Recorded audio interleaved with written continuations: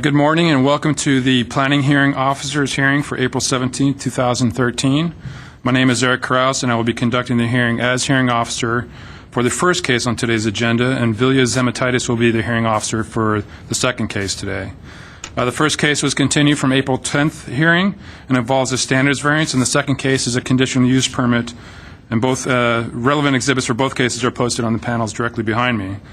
Under the provisions of Title 30, Chapter 3043 of the Glendale Municipal Code, a variance shall be granted if 4 required findings are present, and these findings and a discussion of these findings are included in the staff report.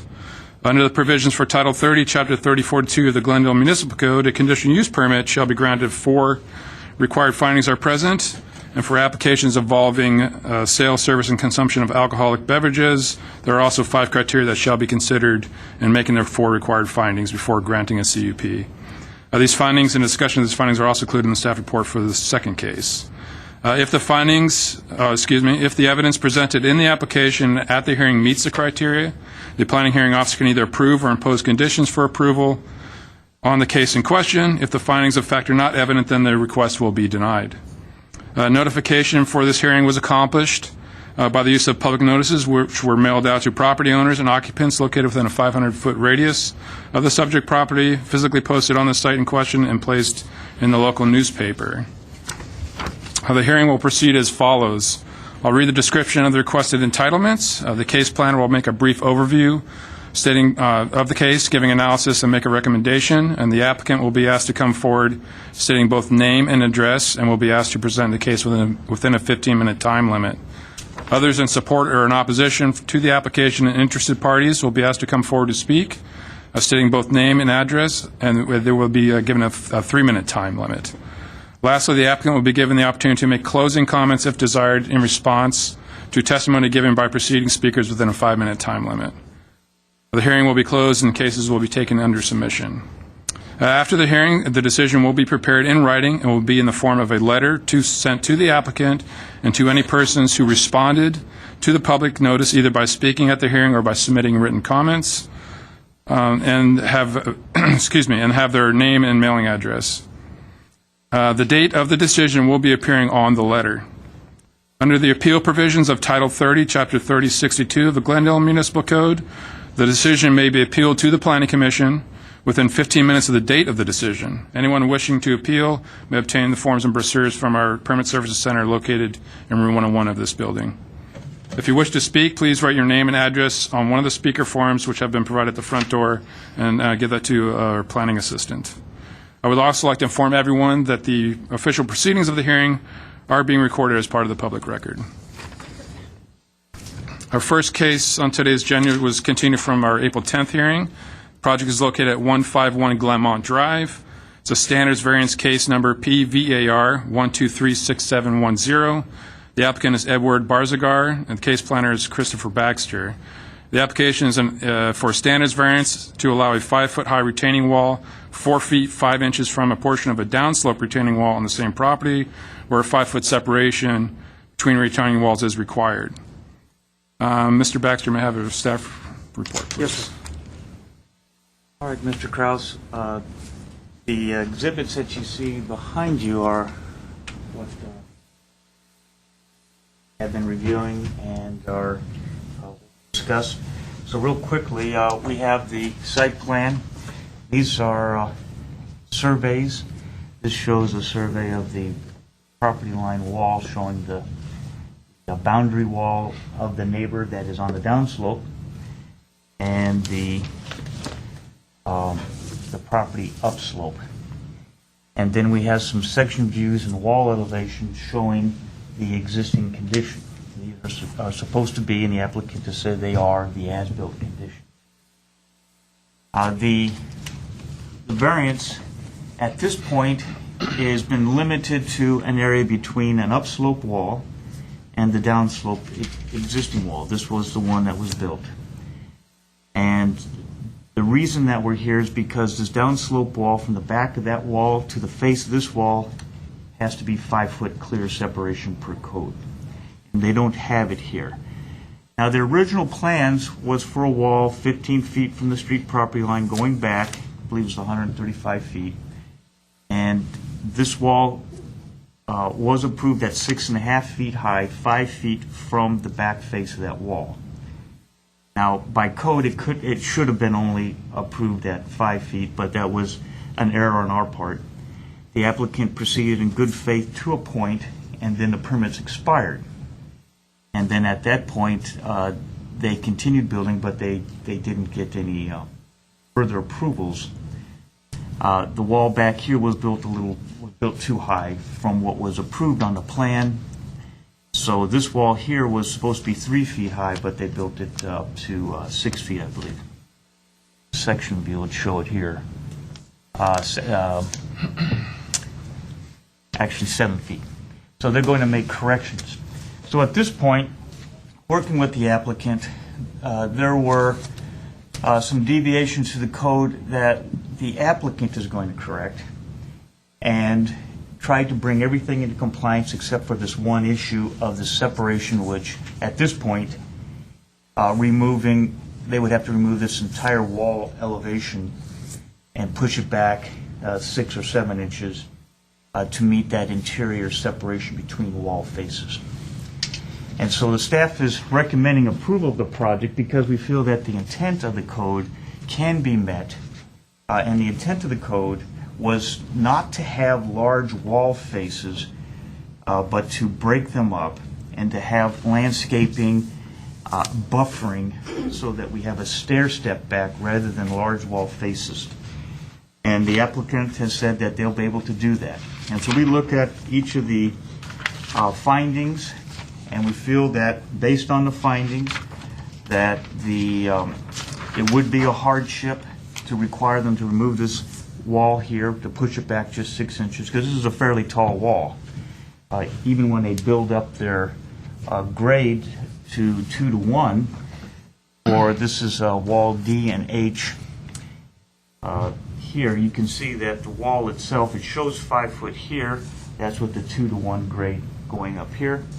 It was a fairly tall wall that's actually exposed. You can see here's the grade beam at that point, and here's the pylon or support beam that's standing on, and the wall built on top of that.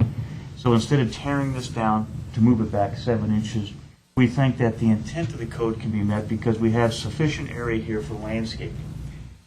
And we have some conditions that if there's any solid walls or fences on top, we're going to request that you consider having the wall set back further so that you don't have a series of these long, tall walls which have existed and, which do exist in the city, and which is the reason why we have these new rules that have been in effect for several years, to break up these wall faces. We also felt that this property has a uniqueness in that though the applicant is set back 5 feet from the property line, they have the neighbor's property line wall. We don't have that many of them where the neighbor's property line wall is partially on the subject property. Even though the footing is over on the downslope wall, there is still a portion of the wall that is on the subject property.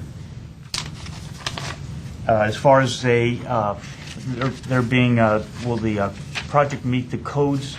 Yes, the Building and Safety Department, City Engineer's Office will make sure that it will comply, so there won't be any health or safety issues involved with it. And as far as meeting the objectives of the ordinance, I've tried to explain that we feel that it would be consistent in that the underlying goal is to break up massing, screen and soften the massing, and we feel that what is existing that will be corrected in some cases, what can't be corrected may be mitigated through conditions, and we feel that we are trying to do that at this point.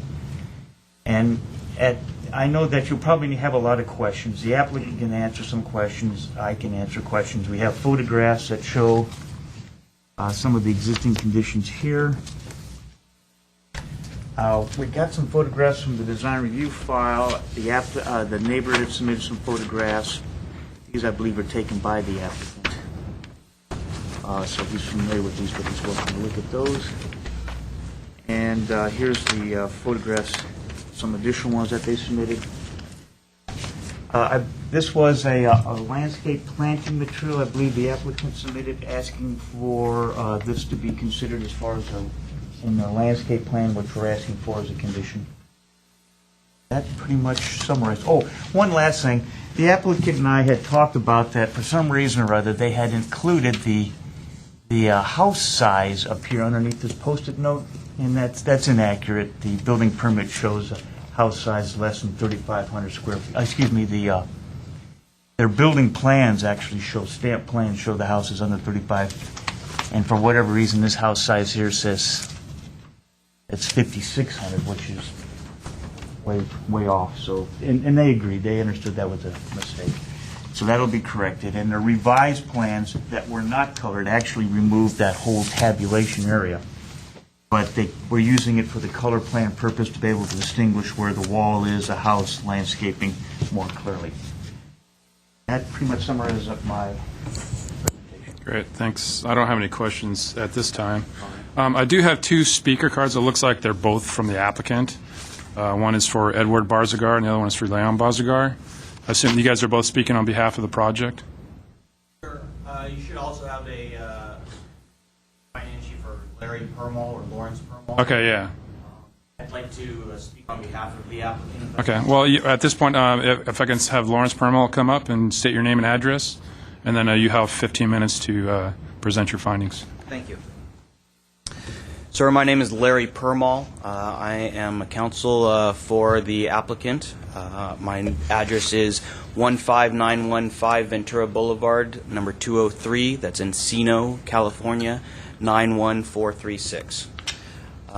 First of all, I'd like to say thank you to the staff and to Mr. Baxter for putting together a very thorough and well-argued report, and for his summary today. I understand that the hearing officer, yourself, needs to make 4 findings in order to approve the variance. I'll go through those quickly because I think the argument in the staff report addresses those sufficiently. But just to begin with, the first finding is whether or not there are any practical difficulties or a necessary hardship that would be inconsistent with the general purpose and intent of the ordinance. My review of the municipal code and the planning sections indicate that the intent is to promote an orderly development of properties within the city of Glendale to maximize the use and benefit of those properties. In this situation, the retaining wall that is the subject of today's variance is not only necessary for the use and enjoyment of the actual the applicant's property, but also benefits the southern property, because prior to the retaining wall being constructed, we had a very severe slope that was essentially dirt, and when there was rain or any sort of runoff, all of that would stream down into the southern property. Now, no doubt the retaining wall also provides some benefit to the applicant's property in that it maximizes the use of the yard area. Because it was already constructed, or is it presently being or in a state of construction, to remove the entire wall would be a significant hardship to the applicant. My client has been living in the city of Glendale for over 25 years, has made a home here in Glendale, wants to continue living in the city of Glendale. Unfortunately, he is currently on disability at this point. He has a very fixed income. He has put already a lot of his savings and resources into this project from the beginning. And now to move the wall essentially 6 inches would require significant excavation, demolition, and then a reconstruction of the entire wall. And that expense would probably be fatal to the project and to his ability to remain in the city of Glendale. The second condition that the hearing officer needs to find are the exceptional circumstances or conditions that are applicable to the property. as Mr. Baxter has pointed out, the particular circumstance in this situation that makes it different from other properties in the neighborhood is that prior to my client purchasing the property, the southern property owner, and I'm not sure if it's the current owner or not, but a retaining wall or boundary wall was constructed, and somehow, and these things happen, the actual wall was constructed in such a fashion that part of it was on my client's property, and not along the property line as it should have been.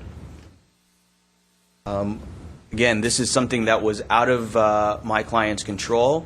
He was not aware of it when he purchased the property, and really only became aware of the significance of the difference when he was in the middle of construction. And as Chris indicated, construction started in good faith. The applicant submitted plans that were initially approved, and construction started based on those plans and my applicant's understanding of what the code required. We understand that there were some misunderstandings and some errors on both part, and so we are working and have been working with the city for quite some time now to figure out what solutions can be made and how they can be made most efficiently. We have submitted several different proposals in this process, and we've been very solicitous to the city planning staff as well as the city attorney's office.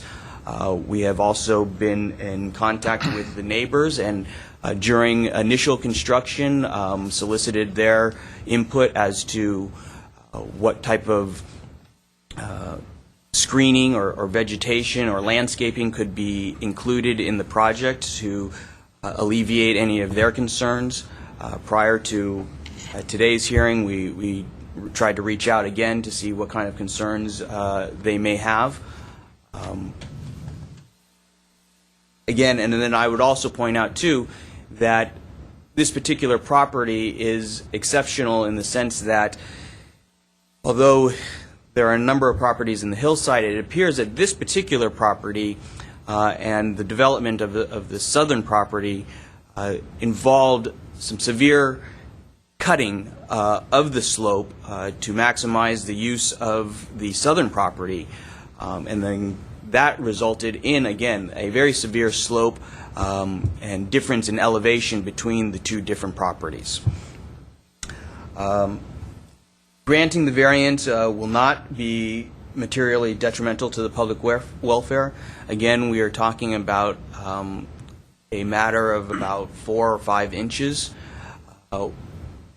The applicant has proposed a number of revisions to their project in order to decrease the height of the wall and to reduce the amount of massing that clearly the code is looking to minimize.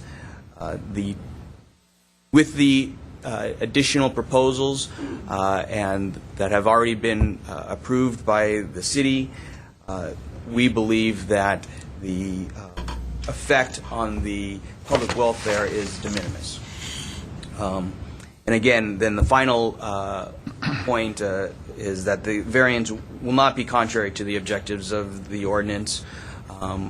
As I pointed out, I think the overall objective is to maximize the benefit and use of the properties in an orderly fashion.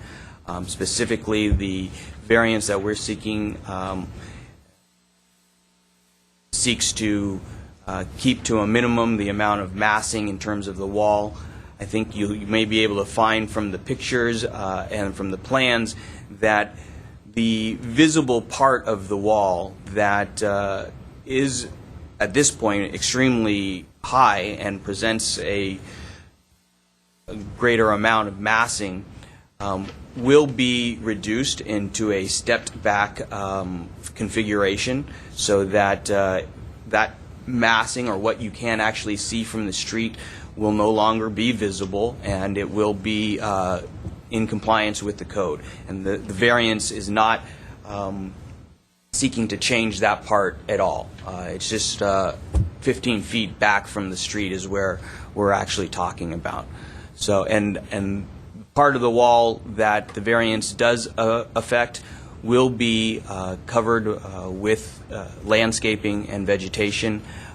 Currently, I believe right now there are probably about 15 to 20 large trees that will create a vegetational screen of the entire wall. So even the neighbors won't be able to see it once the vegetation actually grows in. So if there are any questions, I'd be happy to answer them. The applicant is also here, as well as the engineer, if there are specifics that need to be addressed. Certainly would like to thank again Mr. Baxter and the planning staff for working with us in addressing the situation, and we believe that the report created or prepared by Mr. Baxter thoroughly and sufficiently provides enough evidence for yourself to find the 4 requirements necessary for the variance. Thank you. I did have a couple quick questions. Have you guys reviewed the proposed conditions, and are you guys okay with what conditions that are being proposed? We have discussed those conditions with Mr. Baxter in submitting these plans, and my client is aware of them and is willing to cooperate and prepared to do so. Now the current plans that you guys have submitted, does that include bringing the wall back down to what is permitted by code? Yes, the height of the wall will be reduced to be 5 feet or less, which is required by the code. In that area where the wall is within the 15 feet of the street setback, like as I said, it will be redesigned so that it will be in a sort of a stepped back design, and so it will meet all of the height requirements. The only thing that we are seeking a variance for, the only thing, is the 5-foot separation between the boundary wall and my client's retaining wall. Everything else will be code compliant, and I would point out that my client's wall is more than 5 feet from the property line. Again, we believe that that's where we were measuring from, or were required to measure from. Only later on did we realize that it was the boundary wall was constructed as partially on our property as well. Now, in terms of this wall that's out in front of the house, did you guys have permits for that particular wall? Was that an existing wall you guys dressed up, or is that all new construction as well? If I'm understanding your question correctly, the wall along the street Correct. Was originally not permitted, if I'm correct, but we have agreed that will only be 18 inches high and therefore will not require any permits. So that is part of one of the conditions that my client is aware of, and I believe they've already done that to the actual construction at this time. So, to me, it looks like you guys basically built this wall up here, and then you backfilled behind it to create a flat, level pad in front of the house, which may or may not have existed before. I only have the advantage of looking at what's out there now. I don't know what was there before. Mm-hmm. I don't know if you guys have any photographs of what was previously on the site, if there was any wall there or something like that. I don't believe there was a wall there at all, and I believe your assumptions are correct that the retaining wall was constructed in order to maximize that yard area. We have, as part of one of the conditions with the city, agreed that in lowering the height of the wall, we will also reduce the fill in behind it, and so that it's at the appropriate 2-to-1 slope. So your 18 inches would be what's exposed from visible from the front, correct? Is that what we're talking about? In the downslope? front, yes. So you can bring that down, so only the downslope side will only be 18 inches above grade? Correct. Is that the natural grade? That would be the... Yeah. This may be something that he may not be familiar with as much as that the engineer would be more familiar with this terminology. Yeah, because, I mean, it does look like that grade was created on the front as well. I'm not sure what was the natural grade and what wasn't. So that's going to be kind of difficult to try to figure out. I don't know if you want to bring the engineer up here to maybe try to talk about that a little bit. He 'Cause I can, but do have- I would submit that I believe the code requires 18 inches from the natural grade, and to the extent that the natural grade is different from what is currently there, we will conform the slope or the height to the natural grade. All right, because that is important. Because that's the front of the wall is, I have some concerns with that, just in terms of how it was constructed and the reasons for it. Seems like it was just to basically extend the front yard versus actually retain anything. We're talking about the Talking about the wall that along the is street parallel side. to the street. Correct. Okay. No, I don't believe that was really constructed, and maybe the engineer can address that. I don't believe that that is far off from the natural grade there in the front. I know that in the corner of this, on the southeasternly corner, which also is parallel to the street, that area, the natural grade is more steep than it is currently because of the fill. But in that corner, the redesign is to have a step back 18 inches above the natural grade. Now, in terms of because I don't know if building safety had any concerns with the height of the wall and the fact of whether or not somebody's going to basically fall into the neighbor's property. They're requiring that you guys put a kind of railing or additional fencing on top of that the retaining wall you guys constructed? I don't know that there have actually been specific conditions imposed by building and safety, but that is certainly something that my clients would be prepared to comply with. Because that actually might make that wall taller then, the fence taller. Because what you're proposing now is just the retaining wall, and you're not going to put anything on top of it? That's what we're talking about right now. Now, I understand building and safety might impose something other, in addition to that. Certainly, my understanding is that it will not be it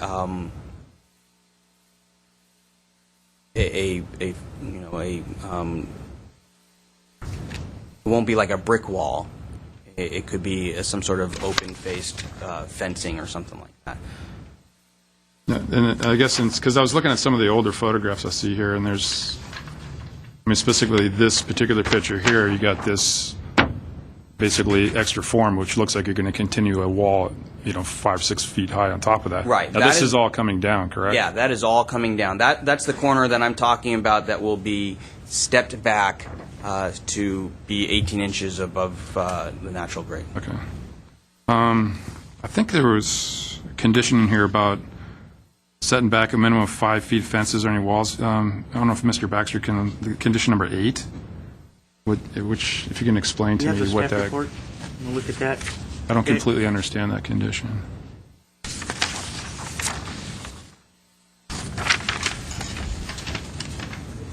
Oh, I don't. Because it basically says that any you go. portion of retaining wall that Larry? becomes retaining shall be removed.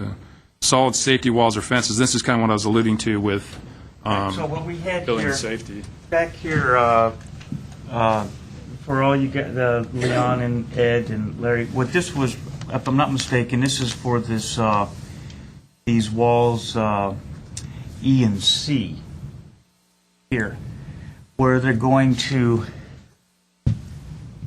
so the wall was approved at 3 feet. Actually, we did that one right, but it was built up to, looks like 7 feet. 7.5 feet, I guess, in height. So the applicant has agreed to remove the earth behind that had been filled in, to a 2-to-1 angle, and that leaves this freestanding version here. Now, what I had recommended for the hearing officer is that this portion be removed and set back. The reason is, the concept that I've been talking about the whole time is that there is to be consistent with the intent of the code is not to create large wall faces that can't be screened or softened. And so the idea was that this portion here to be removed, put here, and this landscape area be used for improved landscaping to screen and buffer the wall. So that's what that number 8 is at that time. There's other ones. I think I have another condition for this wall here. If it's going to be a solid wall, then that one to be set back as well to 5 feet. If it's just a railing fence wall, that's probably not such a big deal. But here, maintaining this 7-foot high presence back here in this area defeats the intent of the code. First of all, this wall was only approved at 3 feet on the approved plans. And so when they dig out the dirt that was here, take it away and leave it open, there's no reason to maintain that wall here. Have this downslope, landscape it, put this wall back here, provides a nice buffering and a break as it stair steps up the hill, which is the intent of our code. Okay, I don't know if That's you, what number 8 means. yeah, I'm not sure if you guys were aware of that or not. Well, I think that my client is prepared to, again, remove the fill from the back of that wall to make it a non-retaining wall at that point, and to the extent that we can make it a non-solid wall, I don't think that's going to be a huge imposition. But in terms of setting it back is what the condition is suggesting. I mean, if we impose this condition on you guys, you're going to be required to set that wall back. My understanding was that if it was a solid wall, that it would need to be set back, and that not necessarily if it was a fencing with some sort of vegetation or landscaping. Okay. Well, it sounded like you said you're just going to remove the dirt and just kind of leave the wall where it is. If a condition is required that, I mean, certainly we were in agreement with removing the dirt, and to the extent that it needs to be a fence as opposed to a solid wall, I don't think that's going to be a huge imposition to my client. Okay. Let's jot down a few other things.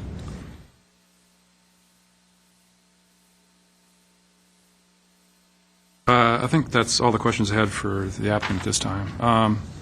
So at this moment, I'd like to open up the public speaking. Thank you, Your Honor. Thank you very much.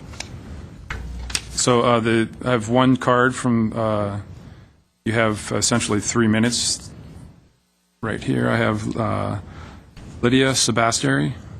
If you can come up and state your name and address, please. Yes, good morning. My name is Lydia Shabastari, and I live at 1545 Glenmont Drive. I am the property on the downslope side of the applicant's property.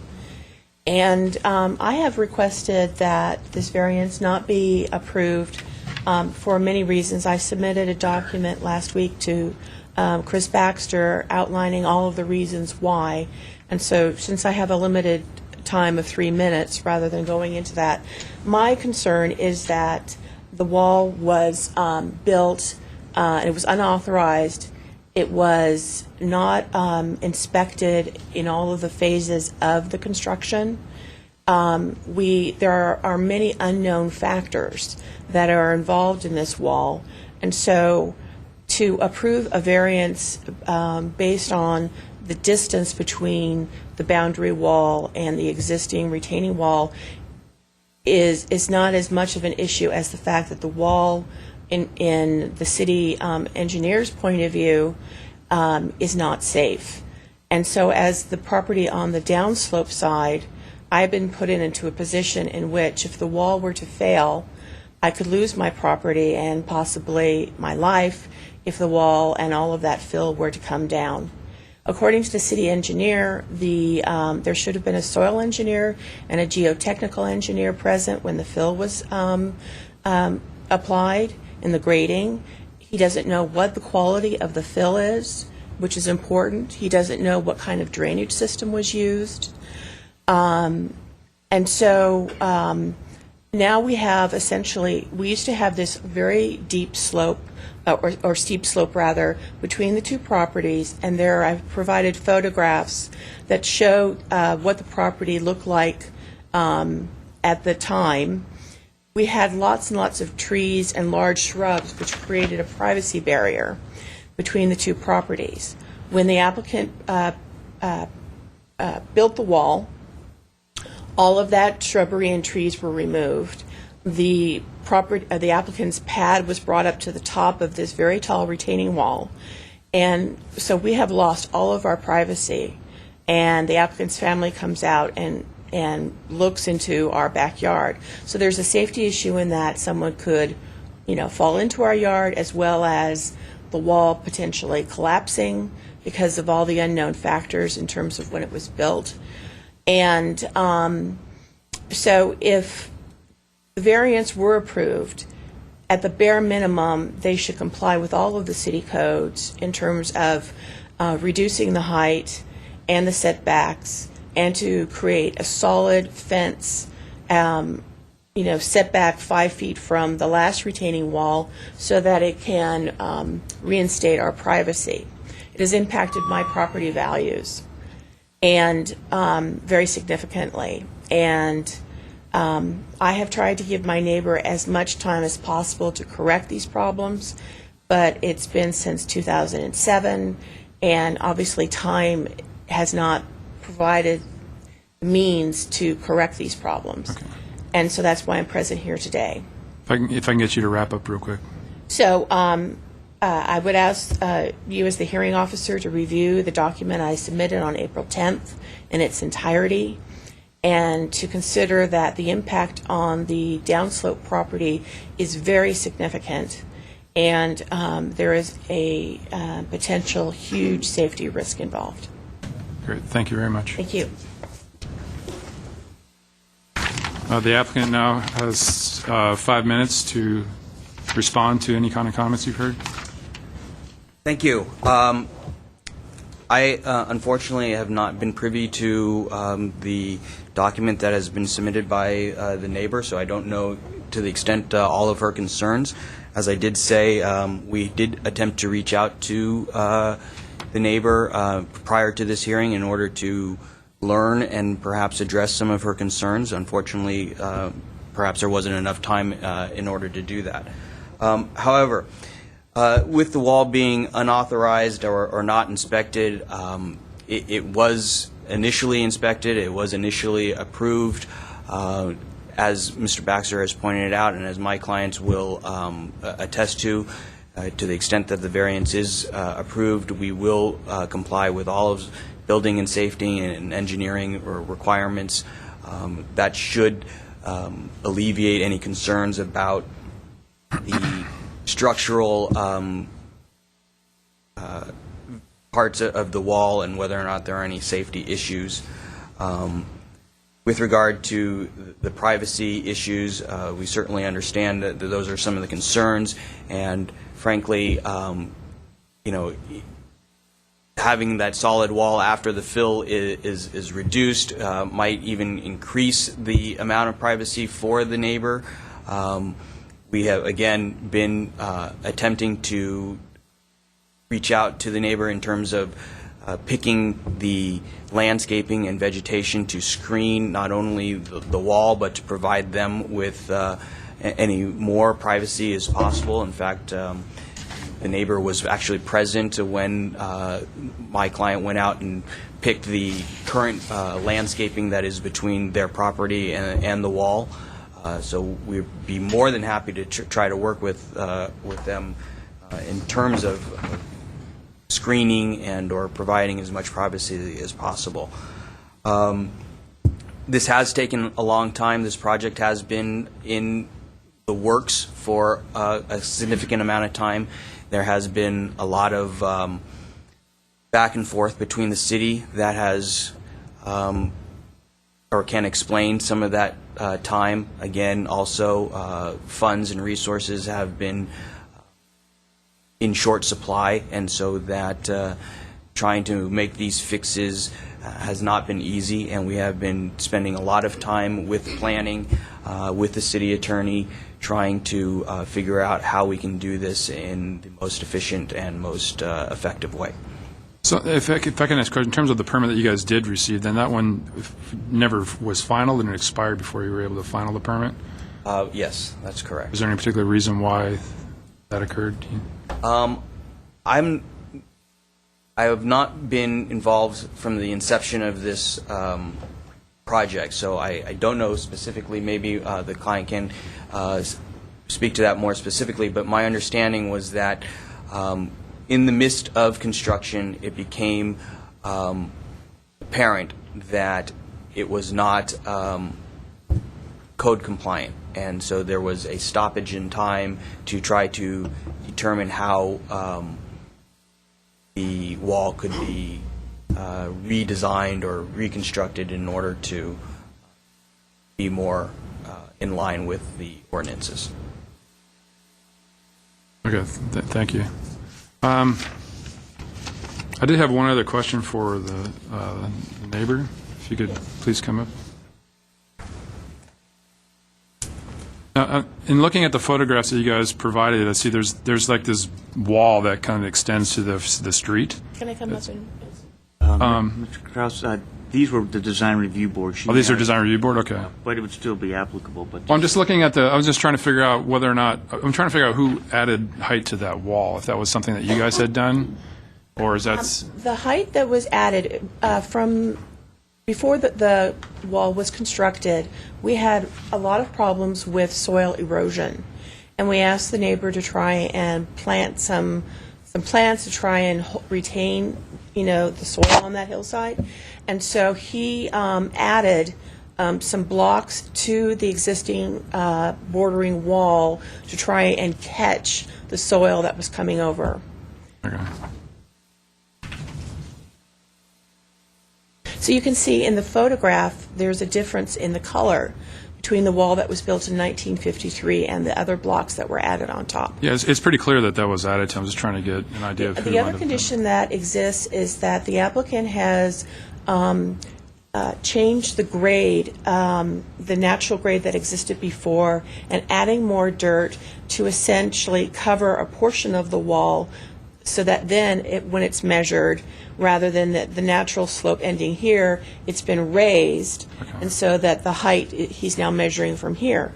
He has placed a large piece of plywood next to towards the street to catch the soil that is eroding and coming down from the front-facing. Okay.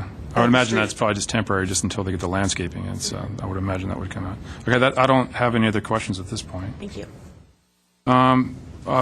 Okay, so for now, I'm going to take this case under submission, and I understand the neighbor has requested, Mr. Shabestari, did I get that right this time? Shabestari, I'm sorry, has requested that the decision not be made really quickly because she will be out of town, so we want to give an opportunity to look at when our decision date will be for the project, and it might not be within 2 or 3 weeks or something like that. So I'll have to take a look at that and take that into consideration before I render a decision on the project.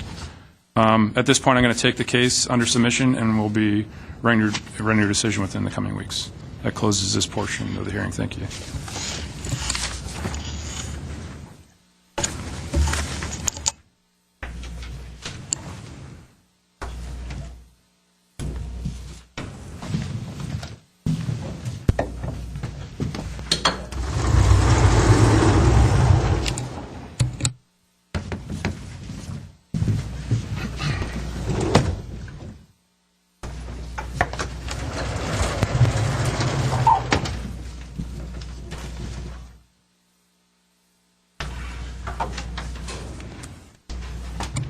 Good morning. My name is Vilia Zamataitis, and I will be the planning hearing officer for the next item on today's agenda, which is conditional use permit number PCUP 1301665. The project location is 2941 Honolulu Avenue, Leo's All-Star Sports Bar. Mr. Cullen, may I have a staff presentation, please? Thank you, Ms. Zamataitis. This is a conditional use permit to continue the on-site sales, service, and consumption of alcoholic beverages, and an addition of 190 square feet of outdoor dining area at an existing cocktail lounge. The property is located in the C1 Neighborhood Commercial Zone. The existing two-story, 4,000 square foot building was built in 1983. Existing cocktail lounge or tavern, known as Leo's All-Star Sports Bar, is located on the lower level with 3 office spaces above. The cocktail lounge is approximately 2,080 square feet of floor area, and the subject tenant space has been used as a cocktail lounge for about 31 years, with Leo's occupying the space for 12 years. The service of food is available during all hours of operation. The hours of operation are between 9 a.m. to 1 a.m. Sunday through Thursday, between 9 a.m. to 2 a.m. Friday and Saturday, which is consistent with the conditions of approval in the most recent conditional use permit approved on January 21st, 2003. Currently, there are 26 parking spaces on the site. As I mentioned, the applicant's proposing to add 190 square feet. This is going to be located at the rear of the cocktail lounge as an outdoor dining area. The 190 square feet will trigger approximately 2 parking spaces, which are being added to the existing parking lot. I can point those out if you'd like, or you can see it from the site plan.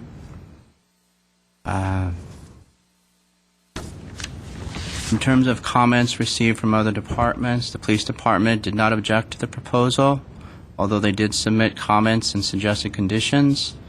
Building and Safety submitted comments stating mandatory building code regulations which are not expected to alter or impede the proposal. And the Neighborhood Services Division expressed concern regarding a phase change that was done on the existing ground sign. It was done without permits. And it's staff's understanding that this has been removed and should no longer be an issue. Staff has received 1 letter in opposition from property owners across the street on Honolulu and 1 phone call concerning about noise when the doors are opened at the back of the cocktail lounge. Staff believes that the 4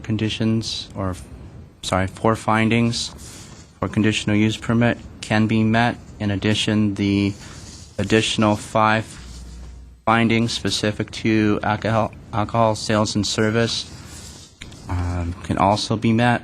Staff is recommending approval of the conditional use permit with the attached findings and conditions.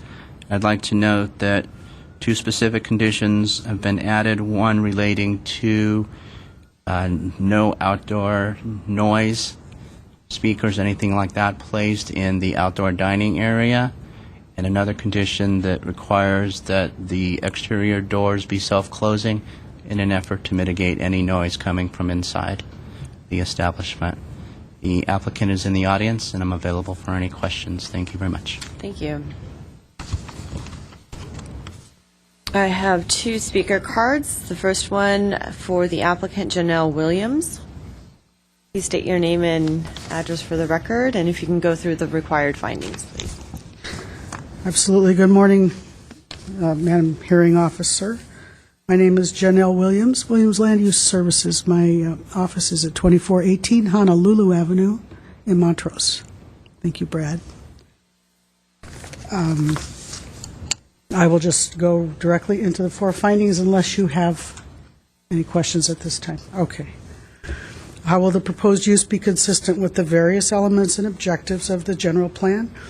The use as Leo's for the last 12 years and the prior 31 years will be and has been consistent with the various elements and objectives of the general plan. The existing establishment is located in the C1 zone where taverns or lounges are allowed in agreement with the Community Services Commercial Land Use designation in the general plan. This use has been found consistent in prior conditional use findings for the same establishment. This is a renewal of a CUP for a neighborhood establishment, which serves residents, patrons, and employees of local businesses. The existing use is consistent with the general plan and the specific area plan, which is commercial retail service and permitted. Leo's All-Star Sports Bar and Grill in La Crescenta, Montrose has seen steady and consistent customer loyalty throughout the years, and at this time expansion into an adjoining outdoor space is feasible, desired, and appropriate for this time. With this renewal is a revised floor plan that reflects the new patio area and the 2 added parking spaces that are required. Second finding, why will the proposed use and its associated structures not be detrimental to the public health, safety, general welfare, or to the environment? The tavern and parking areas have been in operation for several years without any detriment. The sale of alcoholic beverages will continue, as well as the extensive menu offerings, accessory to the tavern use. The area is built out with commercial, neighborhood, and pedestrian uses throughout the area. Why will the proposed use not adversely affect or conflict with adjacent uses? The continued use for on-site consumption is a convenience to the local patrons, and it's a natural accompaniment to the area. The location is well situated with respect to other facilities, and it will not impact property values or normal development within the surrounding area. Service of alcoholic beverages in conjunction with the tavern has not caused conflicts with surrounding development in the past, is not expected to do so in the future. Adequate public and private facilities, landscaping, parking, they are all existing and are adequate for the existing establishment. The parking lot has always been adequate, and with the addition of the 2 added spaces will be even more adequate for Leo's. The public infrastructure will not be affected by this application. Off-street parking is additionally available, and Leo's has not created an impact on any traffic patterns in the area or any burden to the existing public infrastructure or facilities. Since this is an application for alcoholic beverages, there are 5 additional findings which must be made. If the existing proposed on-site use is located in a census tract with more than the California Department of Alcoholic Beverage Control recommended maximum concentration, how will it not contribute to adverse impacts? There have not been any adverse impacts to the area as a result of the service. We're not adding any licenses to the area, and the bar offers a full menu of food items. They serve breakfast, lunch, and dinner. Leo's has a full-service kitchen. If the existing or proposed use is located in a crime reporting district with a crime rate which exceeds 20%, how does it not encourage or intensify crime within the district? The Glendale Police Department crime statistics will show that the existence of Leo's and its service of alcoholic beverages has not intensified crime in the area and is not likely to do so in the future. They have no objection to this application, and any crimes located in this census tract are mostly related to retail theft.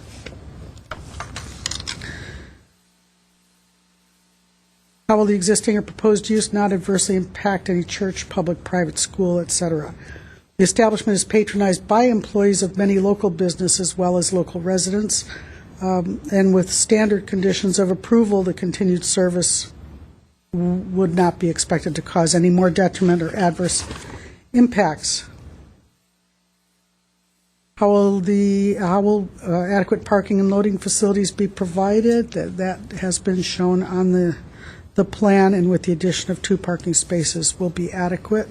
Honolulu Avenue at this location is classified as a minor thoroughfare in a neighborhood commercial center. This location is well suited to this use.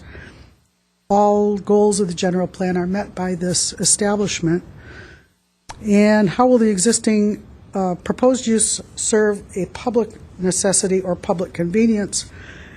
The property is very well maintained. The owners take pride in the operation. They keep it safe and well maintained at all times.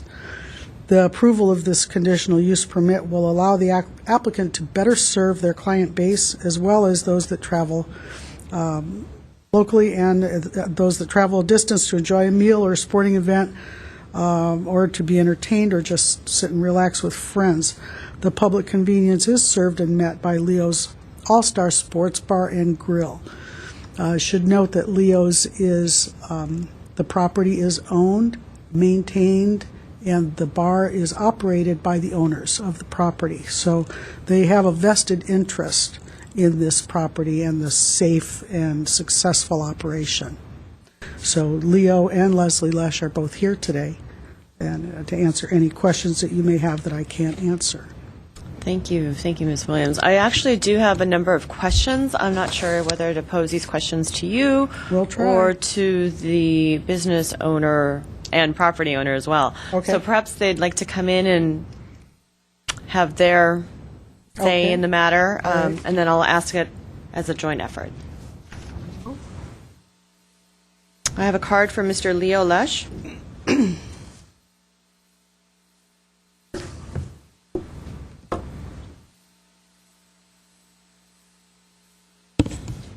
Please, your name and address for the record to begin. Leo Lesh, 2941 Honolulu Avenue, La Crescenta, California, 91020. There. Pardon? Do you have anything No. that you would like to I add? was or just here to did you answer questions Just that you answer had. questions. Okay, great. First one being, I noted, have you reviewed the recommended conditions submitted by the case planner? There are 22 of them. Yes, we have. You have, okay.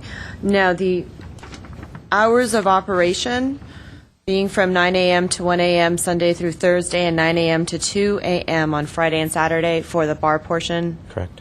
You're in agreement with that? And that the outdoor dining area would be closed at 10 p.m. 7 days a week. Okay, yeah. Okay. The conditions also include specifications for a dance floor area. I know that the previous conditional use permit back in 2003 that was most recently approved was for a conditional use permit to allow on-site consumption of alcoholic beverages and public dancing at an existing cocktail lounge. Yet I noticed this particular establishment at this time does not have a dance floor whatsoever. Do you have any intentions? We have a dance floor. do It's in- designated on the plan. Yeah, the floor is, it was for a 100-square-foot dance floor. Would you mind coming up and pointing that out? Because on the plans that I have in front of me, It's shaded on the floor plan. okay, so essentially you move those tables. Okay, the tables get moved. Okay, so just the tables, when the dancing comes in, you move those tables and then Yeah, put those tables back when you're under Correct. normal right. operation. Basically, we only do that when we have live entertainment on Saturday nights, usually. Okay. Thank you. Sorry, because when I was there were no tables. I mean, there were tables, but no Yeah, dance the floor. tables, So, just, the exactly. whole room kind of gets pushed towards the Okay. big screen. So, answers that one. When I went out to visit the site also, I noticed 2 shipping containers located in the rear parking lot, and those are also visible in the aerial image that's up on the TV screen. Correct? The 2 shipping containers, whose shipping containers are those? They're owned by us. They're owned by you. Yeah. Okay. The zoning code prohibits outdoor storage. Okay, well, they have wheels on them, and they're supposedly, I believe Renee Asada signed that they were transportable. The wheel kits that were put on them are the wheel kits for mobile units to be moved around. What we store in there is things to maintain the property, from, gardening, paint, Right. supplies and stuff to maintain the property. Okay, and they're also located in what is currently shown on your site plan to be required parking. One of well, the parking, if you look at the original plan when it was, there was 2 spots to the right which takes up where one containers. Where the containers are on the original plans were the old satellite dishes, which used to be like 6 feet. There were 2 satellite dishes in a cage on the original plans. And when those plans were taken, that's what replaced them, were the 2 containers. And then, so we actually created 2 parking spots by putting those in front. Okay. So that's how we created the extra spots. So actually, we didn't lose parking. And where those containers are is, if you ever saw a history of the place, there was a a big caged, like with lattice, and there was 2 satellite, the big old satellite dishes were in there. Well, at this point in time, I'm going off of the floor plan, the site plan that's in front of me today, that shows the 26 existing on-site parking spaces, and then the 2 additional ones that are being provided Correct. for the new outdoor storage, or Okay. the new outdoor dining area. Okay. So essentially, I'm not sure, again, whether those previous satellite dishes were permitted with permits, or whether they permitted with influenced. permits. Perhaps Brad can double check and see whether the case history, through the case history, whether these 2 parking spaces, well, essentially these 2 parking spaces are shown. The outdoor storage shipping containers are located within at least taking over one of them, if not limiting the access to the second one. Okay. Zoning code prohibits outdoor storage. So essentially, you'd have to go through the process of either legally developing some sort of outlying accessory building, which would be an additional floor area space, or removing the shipping containers. So I just want to bring that matter to your attention at this point in time, because this is not something that we would be able to go ahead and allow you to continue its operation in its current state today. So perhaps Mr. Collins can speak to you after the public hearing as to what other possible solutions there are. Ms. Semititis, Mr. Lesh and I have already discussed the storage containers, and we're trying to come up with a solution as to if the items inside can possibly be relocated somewhere else. Okay, and It that's is something that's being addressed. all right. Thank you. Also, with the outdoor dining, the conditions of approval state no speaker systems whatsoever, no amplified music, self-closing doors. I believe that everyone's in agreement that that would be the case. Because There I is no noticed. speakers on it, and the doors already do close, self-close. Okay. I noticed that there's a big screen TV out there currently. It's in a metal box, yeah. Okay. Do you, There's no in terms sound of a to it, sound it's just system? an image. Okay. Okay. So you're aware that it would be a condition of approval that all outdoor speaker systems be completely removed, and that at no time in the future, no amplified, whether or not it's portable, that there'd be no speaker. And that's to protect the quality of life for the single-family homes directly behind the property. So, okay. All right. With that said, I will be taking this case under advisement and rendering a decision shortly. There are no other items on today's planning hearing officer agenda, so the meeting is adjourned. Thank you.